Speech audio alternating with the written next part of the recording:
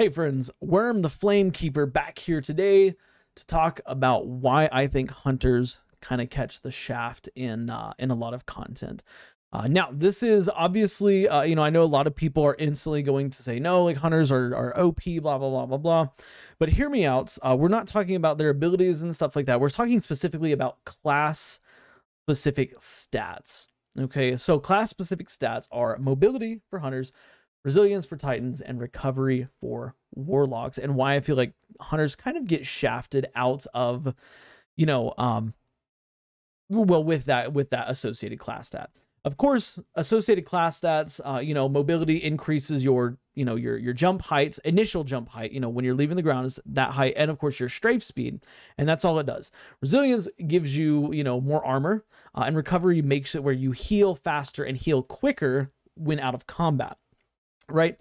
Which of course, it sounds all balanced on paper, when you say it like that, oh, that sounds all balanced, but of course, if you look at it in game, hunters, the ability to jump higher is not necessarily a big deal, and the ability to strafe faster is nice, but I would never say it's necessary. And of course, in PvE content, both of those things are almost completely useless. I literally cannot think of a situation in PvE where jumping higher will actually benefit me more than having, high resilience and being able to survive, or having high recovery and being able to heal faster, blah, blah, blah. So that's kind of where we're coming from. But let's look at, Titans, for example. Titans, they have their barricade, and I want to focus on PvE right now, right? PvE, Titans have their barricade, they can get it back in at tier 10 resilience, I think in like 12 or maybe 14 seconds. It's one of those two, 12 or 14 seconds. And that's not including any type of utility kickstart or anything like that, or fragments, anything like that. That's just the base tier 10 cooldown of a rally barricade. If you look at a hunter, tier 10 mobility, I believe 12 seconds is the marksman's dodge cooldown, which will instantly reload, whatever equipped weapon you have. Which one is better? My opinion, the rally barricade is better, because rally barricade, in 14 seconds, you can have it, you deploy it, once it's deployed for 20 seconds, you get lightning fast reloads. Okay, so you have a sniper, for example, like, oh, as a hunter, well, I'm going to shoot my 7 sniper shots off because I have triple tap and Vorpal, just for an example, and then I'm going to dodge to reload and then go back and do it again. Well, as a Titan or behind a rally barricade, you can do the same thing. And in the time it takes for you to dodge as a hunter and get back on target, your reload is already done behind the Titan's barricade. Okay, so it does feel almost useless at times. The one exception I would say to this is, of course, in a really short DPS phase, like a really short DPS phase, instead of putting down the wall first and then, or let's exclude that. You put down the wall before it starts, then the DPS phase starts, everybody else is going to town, shooting their stuff. As a hunter, you can just dodge, quickly get reloaded, and get right back on target. And before you know it, damage phase is over. And if you only had time to get the, the one, oh my God, sorry. Like I said, I watched my own gameplay footage. That was a funny play. But anyways, you get that one reload. And so in a short damage phase, yeah, it's better. But in a sustained damage phase, like, it's just better to have a rally barricade as a Titan. Stand behind it, shoot, you are getting your reloads faster, it's just better. Okay. And then of course, the gambler's dodge, and this one's a little bit on the better side. It's longer. I believe it's 18 seconds at tier 10 mobility, to get the ability to get your melee back.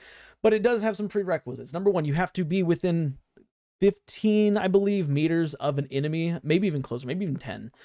10 or 15 meters of an enemy to dodge and get your melee back. So it's not like you can just get it back instantly whenever you want. Like, you have to have at least that prerequisite.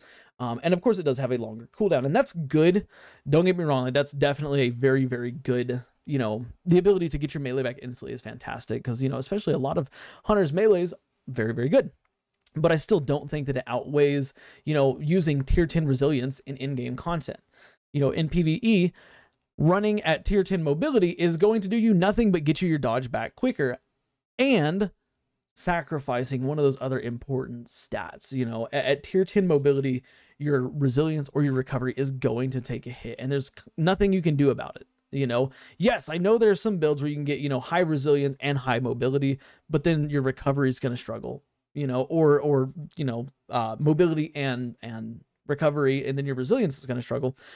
And I think that that's not really in hunter. Like, I don't think that's all that good for hunters. You know, I think that makes them feel like they're kind of getting a shaft in terms of the class stat.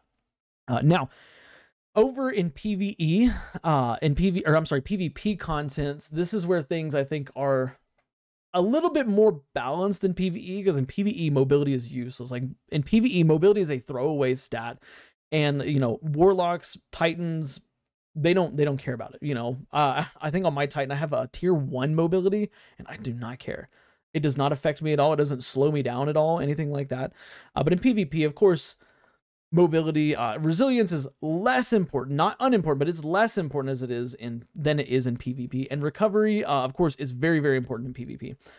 Mobility, somewhat here or there, it's hit or miss whether it's important or not. You know, in the strafes, it's good. Jump height, again, not really where it's at in jump height. But in PvP, I still think that it's kind of weak, because here's the thing: like, if you're in a gunfight and you're strafing, like, if your aim is good, you don't have to be strafing fast to confuse the enemy. Like, if your enemy has good aim, they're going to kill you. If you have better aim, you're going to kill them.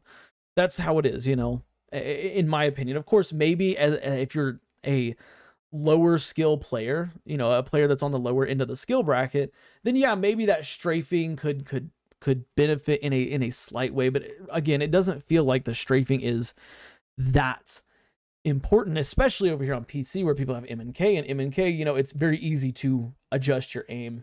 But, well, I mean, hell, even on console where you have aim assistance, you know, and bullet magnetism, bullets are sticking to the head, especially on some weapons.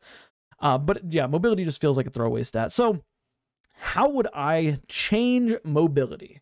How would we, you know, make mobility a stat that is worth investing, you know, points into?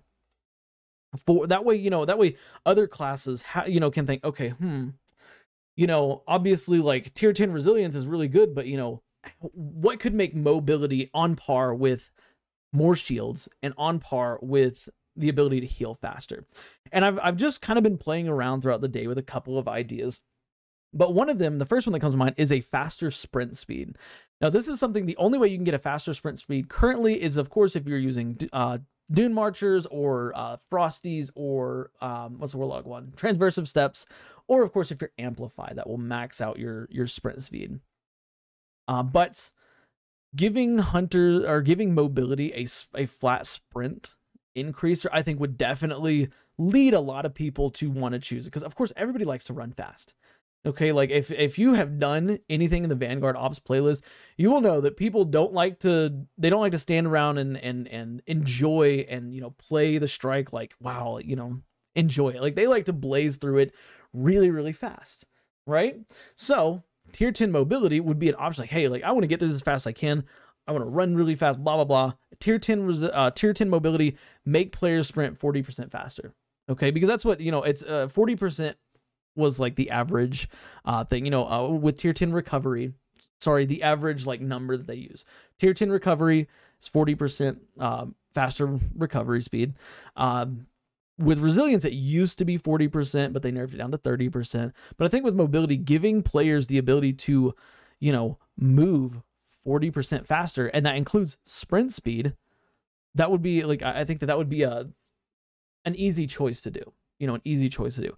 I think the next thing that could also really be handy is reviving allies, or really just doing anything in game. You know, if you got to scan something, if you've got to revive an ally, like anything that you have to use your interaction button for, make it 40% faster or something like that.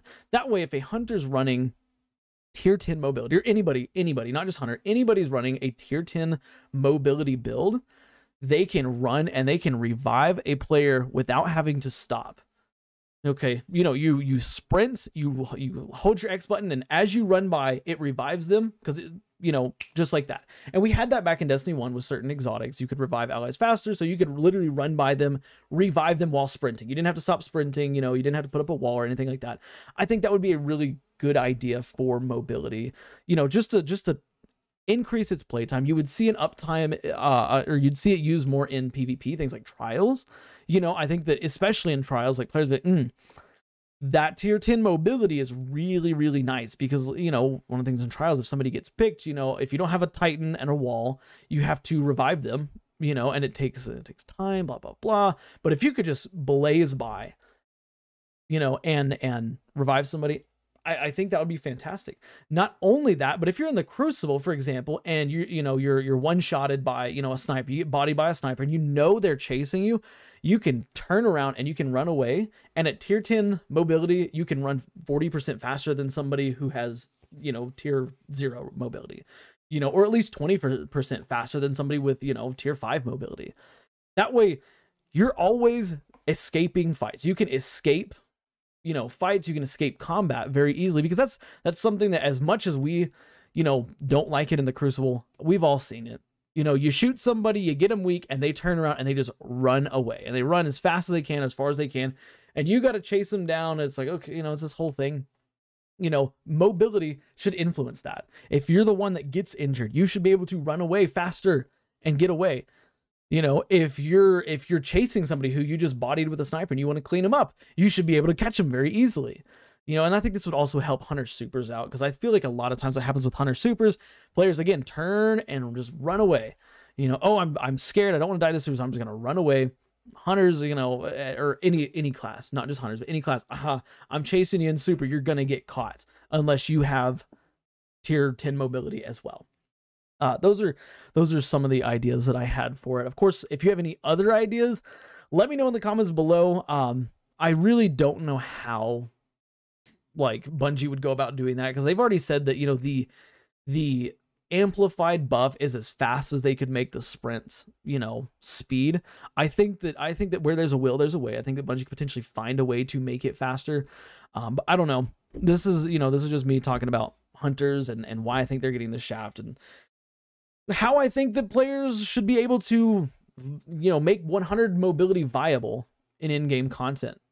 The other thing is maybe, I don't know, maybe like have it related to something with, you know, buffs on classes. This was another thing that I thought about, and I don't really know how I feel about it, but, you know, on Solar, if you get the Radiant buff and you have high mobility, that Radiant buff will last for 15 seconds instead of just 10, you know, or, you know, 14 seconds instead of just 10 for 40%.